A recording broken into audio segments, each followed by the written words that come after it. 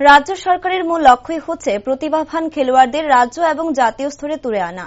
বক্তা ক্রীড়ামন্ত্রী টিঙ্কু রায়। বৃহস্পতিবার আগরতলা কুঞ্জবনস্থিত শহীদ ভগৎ সিং যুব আবাসে ত্রিপুরা স্কুল স্পোর্টস বোর্ডের বার্ষিক সাধারণ সভা অনুষ্ঠিত হয়, যেখানে উপস্থিত ছিলেন ক্রীড়া ও যুব কল্যাণ দপ্তরের মন্ত্রী টিঙ্কু রায়, দপ্তরের আধিকারিকরা সহ বিভিন্ন জেলার জেলা সভাধিপতি এবং দপ্তরের কর্মকর্তারা।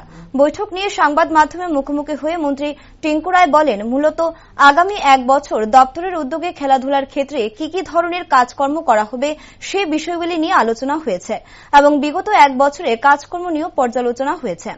মূলত আগামী 1 বছরের জন্য রূপরেখা তৈরি করা হচ্ছে এই বৈঠকে, যেখানে প্রত্যেককে জেলা সভাপতিরা তাদের মতামত রাখেন, যাতে করে রাজ্যের প্রত্যেকটি প্রান্তে একই সাথে সকল কাজ সম্পন্ন হয়।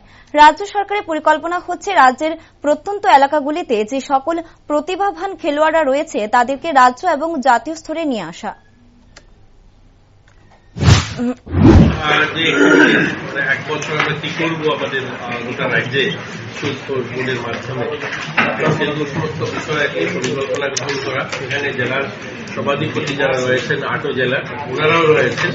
ওনাদের মাধ্যমেও আমরা অনেকগুলো সাহায্য ওনাদের কাছ থেকে নিই। জেলা পরিষদ অনেক সাহায্য করে থাকে গোটা রাজ্যে স্কুল স্পোর্ট এবং স্কুল পরিচালনার প্রত্যেকটা স্কুলে যে অ্যাক্টিভিটিসগুলো থাকে বা ব্লক ওয়াইজ যে অ্যাক্টিভিটিসগুলো থাকে, মহকুমা ভিত্তিক খেলা থাকে, জেলা ভিত্তিক থাকে, এইগুলোকে কি করে আরো উন্নত করা যায়, আরো বেশি করে গ্রামীণ এলাকার থেকে খেলোয়াড় পার করা যায়, এই সমস্ত বিষয় নিয়ে পরিকল্পনা গ্রহণ করি এবং 1 বছর যে কাজগুলো করেছি আমরা সেগুলো নিয়ে পর্যালোচনা, আর আগামী 1 বছর কি করবো সেগুলো নিয়ে মূলত আলোচনা। এটা বার্ষিক পরিকল্পনা রয়েছে আগামী 1 বছর।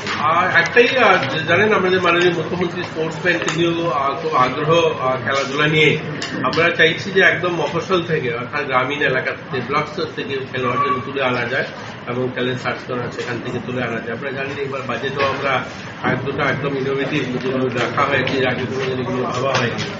যেমন স্পোর্টস যারা খেলাধুলা বাইরে যায়, ত্রিপুরার বাইরে যারা খেলোয়াড়রা যায়, তাদের যদি কোনো কারণে কোনো দুর্ঘটনা ঘটে, কোনো ধরনের অ্যাক্সিডেন্ট হয়ে যায়, তাদেরকে কোনো ধরনের বেনিফিট দেওয়ার ব্যবস্থা চলে না। এবার এগুলো রেখেছি আমরা, এদেরকেও আর্থিক বেনিফিট যেন দেওয়া যায় অ্যাক্সিডেন্ট হলে পরে, বা একদম গ্রামীণ স্তরে খেলোয়াড়রা স্কুল লেভেলে যারা খেলাধুলা করে তাদেরকে কি করে তুলে আনা যায়, স্টেট লেভেল বা ন্যাশনাল লেভেলে পাঠানো যায়, এগুলো নিয়ে আলোচনা হবে মূলত।